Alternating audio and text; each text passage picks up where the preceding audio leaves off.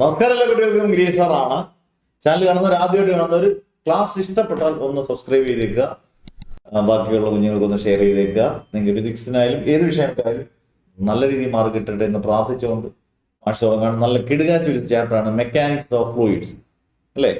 പലർക്കും അതിനകത്ത് വളരെ ഇമ്പോർട്ടൻറ്റ് ടോപ്പിക്സ് മാത്രം നമുക്കൊന്ന് കയറി മാറി ഒന്ന് പോകാം, നന്നായിട്ട് പഠിച്ചു പോകാം അല്ലേ. ഫ്ലൂയിഡ്സ് എന്ന് പറഞ്ഞാൽ it is a combination of liquids and gases. Fluids എന്ന് പറയുന്നത് ലിക്വിഡ്സിന്റെയും ഗ്യാസസിന്റെയും കോമ്പിനേഷൻ ആണ്. അതുകൊണ്ട് തന്നെ ഫ്ലൂയിഡ് ക്യാൻ ഫ്ലോ, ഫ്ലൂയിഡിന് ഫ്ലോ ചെയ്യാം, ലിക്വിഡ്സിന് ഫ്ലോ ചെയ്യാം, ഗ്യാസസ് നമുക്ക് ഗ്യാസിന്റെ സ്മെല്ല് നമ്മൾ അറിയുന്ന ഫ്ലോ ചെയ്യുന്നുണ്ടാണല്ലോ. അന്നേരം it is a combination of liquids and gases, a fluid can flow. ഇനി what is mean by pressure? Pressure എന്ന് പറഞ്ഞാൽ ത്രസ്റ്റ് എന്ന് പറഞ്ഞാൽ ഫോഴ്സ് ആണ്. നോർമൽ ഫോഴ്സിനെയാണ് ത്രസ്റ്റ് എന്ന് പറയുന്നത്. ആക്ടിങ് പെർ യൂണിറ്റ് ഏരിയ പറയുന്ന പേരാണ് പ്രഷർ. ത്രസ്റ്റ് ഒരു ഫോഴ്സ് ആണെങ്കിൽ ഫോഴ്സിന്റെ യൂണിറ്റ് എന്തോ ന്യൂട്ടൺ ബൈ ഏരിയയുടെ മീറ്റർ സ്ക്വയർ, അന്നേരം ന്യൂട്ടൺ പെർ മീറ്റർ സ്ക്വയർ അല്ലെങ്കിൽ സ്റ്റാൻഡേർഡ് യൂണിറ്റ് എന്ന് പറയുന്നത് പാസ്കൽ. പ്രഷർ എന്ന് പറയുന്നത് സ്കെയിലാർ ക്വാണ്ടിറ്റിയാണ്. അത് ഓർത്തോണം, പ്രഷർ വെക്ടർ ക്വാണ്ടിറ്റി അല്ല, സ്കെയിലർ ക്വാണ്ടിറ്റി ആണ്. Because it does not obey the laws of vector addition. ഇതുപോലെ മറ്റൊരു ക്വാണ്ടിറ്റി ഉണ്ട്, ഇലക്ട്രിക് കറണ്ട്. ഇലക്ട്രിക് കറണ്ടിനും ഡയറക്ഷനും മാഗ്നിറ്റ്യൂഡും ഉണ്ട്, പക്ഷേ വെക്ടർ ലോസ് അവൻ ഒബേ ചെയ്യാത്തതുകൊണ്ട് അവനെയും എന്ത് ക്വാണ്ടിറ്റി ആയിട്ട് മാറ്റി? Scalar quantity. ആ ഗണത്തിൽപ്പെടുത്താൻ പറ്റുന്ന മറ്റൊരെണ്ണമാണ് പ്രഷർ എന്ന് പറയുന്നത്. ഇനി പ്രാക്ടിക്കൽ യൂണിറ്റ്സ് ഓഫ് പ്രഷർ 3 ആണ്. അറ്റ്മോസ്ഫിയറിക് പ്രഷർ നമ്മൾ കേട്ടുള്ള വാക്കാണ്. Atmosphere pressure 1 bar. Bar atmospheric പ്രഷറെ, ബാറ്, ടോറ്, മെർക്കുറിയുടെ ഒക്കെ പ്രഷർ അളക്കുന്നതാണ് ടോർ എന്ന് പറയുന്നത്. അതായത് ഇത് 3 പ്രാക്ടിക്കൽ യൂണിറ്റ്സ് കൺവേർട്ട് ചെയ്യുന്നതെന്ന് ഓർത്തിരുന്നുള്ള. 1 അറ്റ്മോസ്ഫിയറിക് പ്രഷർ എന്ന് പറഞ്ഞാൽ 1.01325 into 10⁵5 പാസ്കൽ. 1 ബാർ എന്ന് പറഞ്ഞാൽ 10⁵5 പാസ്കൽ. 1 ടോർ എന്ന് പറഞ്ഞാൽ 133 പാസ്കൽ. ഇത്രയും ഓർത്തിരിക്കുക. പിന്നെ പ്രശ്നമായിട്ട് ബന്ധപ്പെട്ട വളരെ ഇമ്പോർട്ടൻ്റ് ആയിട്ടൊരു ക്വസ്റ്റ്യൻ നമുക്ക് വരുന്നത് പാസ്കൽസ് ലോ ആണ്. വളരെ ഇമ്പോർട്ടൻ്റ് ആണ് പാസ്കൽസ് ലോ പ്രൂഫ്. അതിന് മുമ്പേ നമുക്ക് ഇതൊന്ന് പഠിക്കാൻ നന്നായിരിക്കും. ഫ്ലോ, ഫ്ലോയിലൂടെ അങ്ങ് പോകാം. Flow can be classified into 2, streamline ഫ്ലോയും ടെർബുലന്റ് ഫ്ലോയും. സ്ട്രീം ലൈൻ ഫ്ലോ എന്ന് പറഞ്ഞാൽ റെഗുലർലി, ഓർഡർലി, നല്ല ഒരു അരുവിക്കകത്തൂടെ വെള്ളം നല്ല രീതിയിൽ ഒഴുകുന്നു. ഓർഡർലി സ്റ്റഡി ഫ്ലോ ആണ്, റെഗുലർ മാനർ. ടെർബുലന്റ് ഫ്ലോ എന്ന് പറഞ്ഞാൽ വളഞ്ഞു ഒഴുകുന്നതാണ്, ഡിസോർഡർലി ആണ്, ഇറഗുലർ ആണ്, സിക്സാഗ് മാനർ ആണ്, വളഞ്ഞു ഒഴുകുന്നത്. ഈ 2 ടോപ്പിക്കിനോടൊപ്പം ചോദിക്കുന്ന ഒരു ക്വസ്റ്റ്യൻ ആണ്, എപ്പോഴും ശ്രദ്ധിച്ചുകൊള്ളുക. മറ്റൊരു ടോപ്പിക്കാണ് റെയ്നോൾഡ്സ് നമ്പർ. റെയ്നോൾഡ്സ് നമ്പർ എന്ന് പറഞ്ഞാൽ റെയ്നോൾഡ്സ് നമ്പർ ആണ് നിശ്ചയിക്കുന്നത് വെദർ ദി ഫ്ലോ ഈ streamline or turbulent. The value of Reynolds number indicates whether the flow is streamline or turbulent. If the value of Reynolds number കിട്ടുന്ന value 2000 കുറവാണെങ്കിൽ it is a streamline flow. Less than 2000 streamline flow. Greater than 2000 it is a turbulent flow. അന്നേരം what is meant by Reynolds number നിങ്ങൾക്ക് എന്റെ കൂട്ടത്തിൽ പറയാം. Reynolds number എന്ന് പറഞ്ഞു കഴിഞ്ഞാൽ Reynolds number indicates whether the flow is streamline or turbulent. Reynolds number ആണ് നിശ്ചയിക്കുന്നത്, ഡിറ്റർമിൻ ചെയ്യുന്നത് ഈ ഫ്ലോ സ്ട്രീംലൈൻ ആണോ ടെർബുലന്റ് ആണോ. ഇനി 2, if the value of Reynolds number is less than 2000, 2000 കുറവാണെങ്കിൽ അത് സ്ട്രീംലൈൻ ഫ്ലോയും 2000 കൂടുതലാണെങ്കിൽ അത് ടെർബുലന്റ് ഫ്ലോയും ആണ്. അന്നേരം റെയ്നോൾഡ്സ് നമ്പറിന്റെ ഇക്വേഷൻ ഓർത്തിരിക്കുക. RE is equal to VC ഇങ്ങനെ എഴുതണേ, rho D by eta. RE എന്ന് പറഞ്ഞാൽ റെയ്നോൾഡ്സ് നമ്പർ ആണ്, VC എന്ന് പറഞ്ഞാൽ ക്രിട്ടിക്കൽ വെലോസിറ്റി ആണ്, റോ എന്ന് പറഞ്ഞാൽ ഡെൻസിറ്റി ആണ്, ഡി എന്ന് പറഞ്ഞാൽ ഡയമീറ്റർ ഓഫ് ദി ട്യൂബ് ആണ്, ഈറ്റ എന്ന് പറഞ്ഞാൽ കോയിഫിഷ്യന്റ് ഓഫ് വിസ്കോസിറ്റി ആണ്. അവിടെയും വളരെ ഇമ്പോർട്ടൻ്റ് ആയിട്ട് മറ്റൊരു ക്വസ്റ്റ്യൻ ഉണ്ട്, സ്ഥിരം ചോദിക്കുന്ന വരുന്നതാണ് ക്രിട്ടിക്കൽ വെലോസിറ്റി എന്നാണ്. Critical velocity denote letter VC ആണ്. ക്രിട്ടിക്കൽ എന്ന് പറഞ്ഞാൽ മാക്സിമം ആണ്. The maximum velocity with which a streamline flow can be converted into a turbulent flow. ഒരു മാക്സിമം വെലോസിറ്റിയിൽ സ്ട്രീംലൈൻ ഫ്ലോ ടെർബുലന്റ് ഫ്ലോ ആയിട്ട് കൺവേർട്ട് ചെയ്യുന്നതിനെ പറയുന്ന പേരാണ് ക്രിട്ടിക്കൽ വെലോസിറ്റി. ഓക്കെ, അടുത്ത പാസ്കൽസ് ലോ. ഏറ്റവും ഇമ്പോർട്ടൻ്റ് ആയിട്ടുള്ള ഈ ചാപ്റ്ററിൽ റിപ്പീറ്റ് ചെയ്തിരിക്കുന്ന ക്വസ്റ്റ്യൻ ആണ് പാസ്കൽസ് ലോ. എന്താണ് പാസ്കൽസ് ലോ? വ്യക്തമായിട്ട് പഠിച്ചിരിക്കണം. Pascal's law States that in a continuous fluid in equilibrium the pressure applied at any point is transmitted equally to every other point in the fluid. ഇങ്ങനൊരു പടമുണ്ട്. ഒരു cylinder ആണെന്ന് വിചാരിക്കുക, ഇവിടോട്ട് നമ്മൾ pressure apply ചെയ്യുന്നു, അത് ഈക്വലായിട്ട് ട്രാൻസ്മിറ്റ് ചെയ്ത് ഇവിടെ വരും. എന്നിട്ട് അത് എത്ര ഹെവി ലോഡിനെ അത് ലിഫ്റ്റ് ചെയ്യും. അന്നേരം In a continuous fluid in equilibrium, the pressure applied at any point is transmitted equally to every other point in the fluid. ഇതാണ് പാസ്കൽസ് ലോ. ഇതുപോലെ തന്നെ പഠിക്കുക. പാസ്കൽസ് ലോയുടെ ആപ്ലിക്കേഷൻ ആണ് സ്ഥിരമായിട്ട് വയ്ക്കുന്ന ക്വസ്റ്റ്യൻ ആണ് ഹൈഡ്രോളിക് ലിഫ്റ്റ്. എന്താണ് ഹൈഡ്രോളിക് ലിഫ്റ്റ്? വളരെ സിമ്പിൾ. ഹൈഡ്രോ എന്ന് പറഞ്ഞാൽ വാട്ടർ, ഹൈഡ്രോളിക് എന്ന് പറഞ്ഞാൽ പ്രഷർ. പ്രഷർ കൊണ്ട് ലിഫ്റ്റ് ചെയ്യുന്നതിനെ പറയുന്നവരാണ് ഹൈഡ്രോളിക് ലിഫ്റ്റ്. അത് ചോദിക്കുമ്പോൾ എന്തൊക്കെ പറയാം? It is based on Pascal's. It's an application of Pascal's law. പിന്നെ എവിടെയൊക്കെയാണ് ഇത് ഉപയോഗിക്കുന്നത്? കാർ ലിഫ്റ്റ്, നമ്മുടെ സർവീസ് സെന്ററിലൊക്കെ ഉപയോഗിക്കുന്നത്. പിന്നെ ഹൈഡ്രോളിക് ബ്രേക്ക് ഉണ്ട്, ഡെന്റിസ്റ്റ് ചെയർ, ഇവിടെ എല്ലാം ഉപയോഗിക്കുന്നത് ഏതാണ്? ഹൈഡ്രോളിക് ലിഫ്റ്റ് അതിന്റെ ആപ്ലിക്കേഷൻ. അതായത് ഇതൊരു 2 മാർക്കിന് ചോദിച്ചാൽ അതും പഠിക്കാം. അതിന്റെ കൂട്ടത്തിൽ നിങ്ങൾ പഠിക്കേണ്ട ഈ പ്രൂഫ് നിങ്ങൾക്ക് പഠിക്കാം, സിമ്പിൾ ആണ്. അതിന്റെ കൂട്ടത്തിൽ പ്രൂഫ് ഓഫ് പാസ്കൽസ് ഉണ്ട്. പ്രൂഫ് ഓഫ് പാസ്കൽസ്, അതായത് പാസ്കൽസ് എന്താ? എല്ലായിടത്തെയും പ്രഷർ ധാരിക്കണം, ഈക്വൽ ആയിരിക്കണം.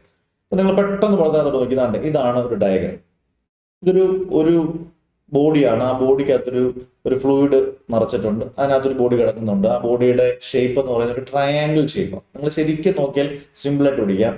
ആ ട്രയാങ്കിൾ ഷേപ്പിന് പേരിട്ടുണ്ട് ABC. ഇവിടെ ഒരു ആംഗിൾ ഉണ്ട് തീറ്റ.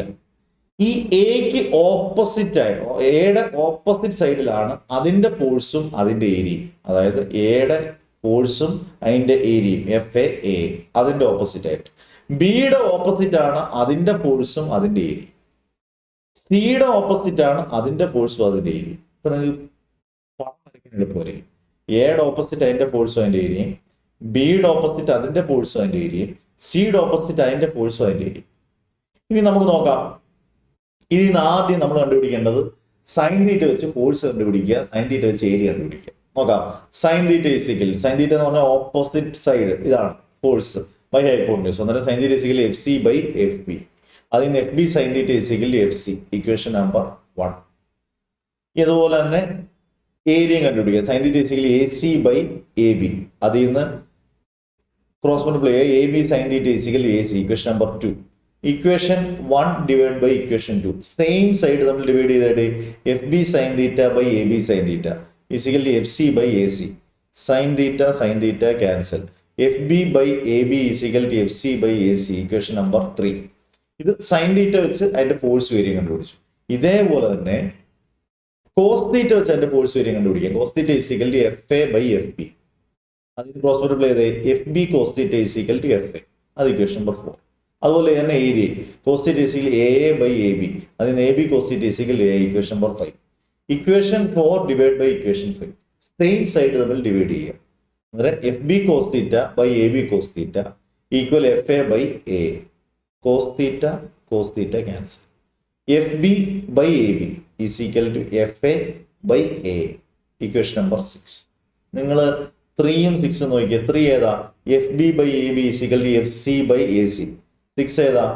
അതും FB by AB is equal to FA by A. അങ്ങനെ 3ഉം 6ഉം നോക്കി നമുക്ക് ഇങ്ങനെ എഴുതാം. FA by A is equal to FB by AB is equal to FC by AC. എന്ന് പറഞ്ഞാൽ ഫോഴ്സ് ബൈ ഏരിയ എന്ന് പറഞ്ഞാൽ പ്രഷറാണ്. അങ്ങനെയാണെങ്കിൽ എയുടെ അവിടുത്തെ പ്രഷർ നമുക്ക് PA ആയിട്ട് എടുത്താൽ ബിയുടെ അടുത്ത പ്രഷർ PB. അതായത് PA is equal to PB is equal to PC. അന്നേരം എല്ലായിടത്തെയും പ്രഷർ ഈക്വൽ ആണ്. സിമ്പിൾ അല്ലേ? സിമ്പിൾ. പിന്നെ സർഫസ് ടെൻഷൻ ഇമ്പോർട്ടൻ്റ് ആണ്. അതിനകത്തെ ഫാക്ടേഴ്സ് എല്ലാം നോക്കിയിട്ട് പോവുക. സർഫസ് ടെൻഷന്റെ ഫാക്ടേഴ്സിൽ ഏറ്റവും ഇമ്പോർട്ടൻറ്റ് ഫാക്ടേഴ്സ് ഒന്ന് temperature.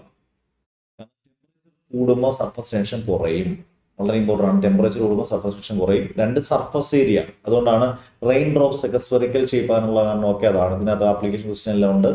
Presence of impurities, soap സൊല്യൂഷനും ഒക്കെ പ്രസൻസ് ഓഫ് ഇമ്പ്യൂരിറ്റീസ് ആണ്. അന്നേരം ഏതൊക്കെ ഫാക്ടേഴ്സ് ആണ് സർഫസ് ടെൻഷനെ ഡിപ്പെൻഡ് ചെയ്യുന്നത് ചോദിച്ചു കഴിഞ്ഞാൽ ഏതൊക്കെ പറയാം? Temperature, presence of impurities, surface area. ഇത് ഓർത്തോളുക. ഇത് നോക്കിക്കൊണ്ട് പോയാൽ നല്ലതാണ്. Show that surface tension is numerically equal to surface energy. Simple ആയിട്ട് പറഞ്ഞു പോകുന്നുണ്ട്, നോക്കിയേക്കുക. അടുത്ത സ്റ്റോക്സ് ഫോർമുല. സിമ്പിൾ ഹമ്പിൾ ആയിട്ട് പഠിക്കാൻ 2 മാർക്കിന്റെ ക്വസ്റ്റ്യൻ. സ്റ്റോക്സ് ഫോർമുല എന്ന് പറഞ്ഞാൽ ഒരു വിസ്കസ് മീഡിയം, ഒരു ഓയിൽ ഉള്ളൊരു മീഡിയത്തിനകത്തൂടെ ഒരു ബോള് മൂവ് ചെയ്യണമെങ്കിൽ മാക്സിമം വെലോസിറ്റി വേണം. ആ മാക്സിമം വെലോസിറ്റിയിലൂടെ ഒരു ബോൾ മൂവ് ചെയ്യാൻ എടുക്കുന്ന ആ ഇക്വേഷന്, വിസ്കസ് ഫോഴ്സ് എന്ന് പറയുന്ന ഇക്വേഷൻ ആണ് F ഈക്വൽ ടു 6 പൈ ഈറ്റ RV. F എന്ന് പറയുന്നത് വിസ്കസ് ഫോഴ്സ്.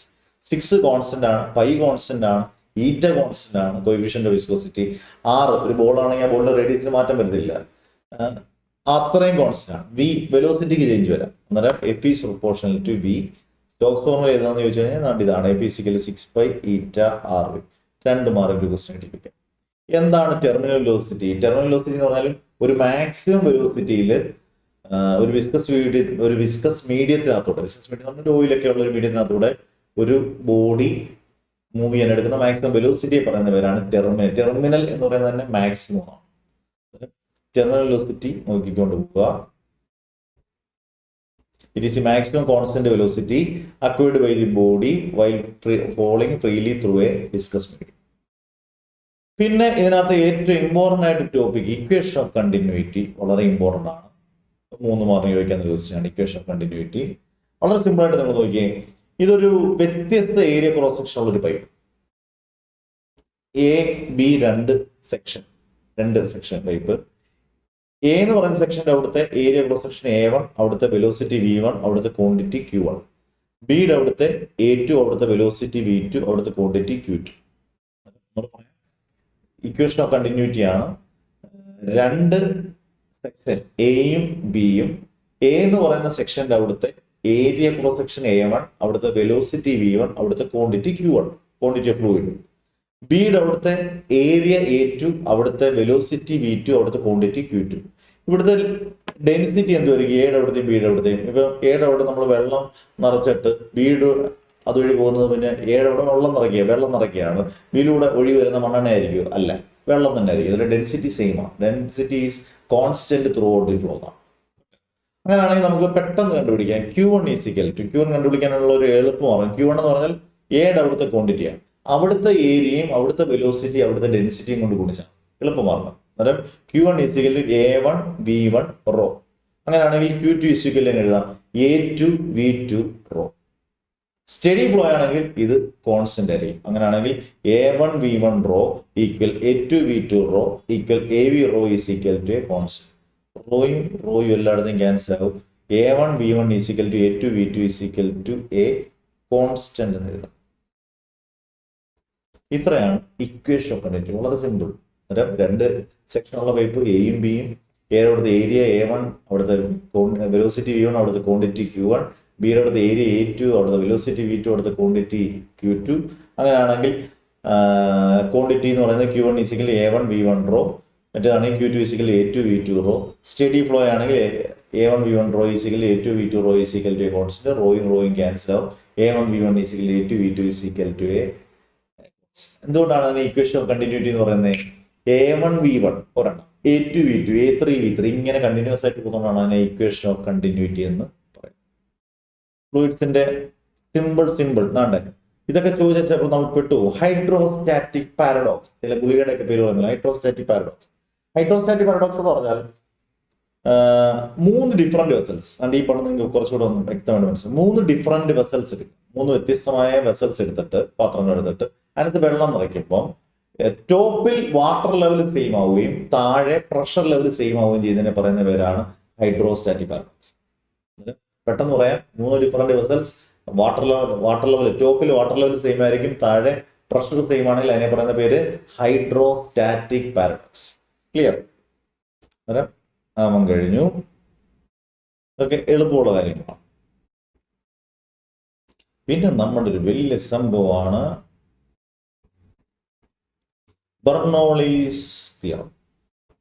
ബെർണോളീസ് തിയറവും പ്രൂഫും ചോദിക്കാത്ത പരീക്ഷകൾ വളരെ കുറവാണ്. അതുകൊണ്ട് നമുക്ക് ബെർണോളീസ് തിയറം വളരെ കാര്യമായിട്ട് പഠിക്കണം. ബെർണോളീസ് തിയറത്തിനകത്ത് ആദ്യം നിങ്ങൾ അറിഞ്ഞിരിക്കേണ്ട 3 തരം എനർജി ഉണ്ട്. അതാണ് ആദ്യം. എല്ലാത്തിനകത്ത് നമുക്കറിയാം. നമുക്കൊരു ലിക്വിഡിനകത്ത് കൈനറ്റിക് എനർജി, മൂവ് ചെയ്താൽ കൈനറ്റിക് എനർജി, റെസ്റ്റ് ചെയ്താൽ അത് പൊട്ടൻഷ്യൽ എനർജി, പിന്നെ ഒരു പ്രഷർ ഉണ്ട്, പ്രഷർ എനർജി ഉണ്ട് അല്ലേ? നമ്മൾ സോഡയ്ക്ക് ഒരു പ്രഷർ അതോട് വരുന്നുണ്ട്. പ്രഷർ എനർജി എന്തായാലും എല്ലാ ലിക്വിഡിനകത്തും. അന്നേരം സാധാരണ കൈനറ്റിക് എനർജിക്കുള്ള ഇക്വേഷൻ എന്താണ്? ½ mv². അവിടെ ബെർണോളീസ് തിയറത്തിനകത്ത് യൂണിറ്റ് മാസ് കൺസിഡർ ചെയ്യുന്നത്. യൂണിറ്റ് മാസ് എന്ന് പറഞ്ഞാൽ എന്താ അറിയാം? M = 1. M = 1 ആണെങ്കിൽ ½ v². അതുപോലെ പൊട്ടൻഷ്യൽ എനർജി ആണെങ്കിൽ mgh. അവിടെ M1 എന്ന് കൊടുത്തു കഴിഞ്ഞാൽ അവിടെ GH എന്ന് കിട്ടും. അതുപോലെ പ്രഷർ എനർജി എന്ന് പറഞ്ഞാൽ M × P/ρ. M1 എന്ന് കൊടുത്താൽ P/ρ എന്ന് കിട്ടും.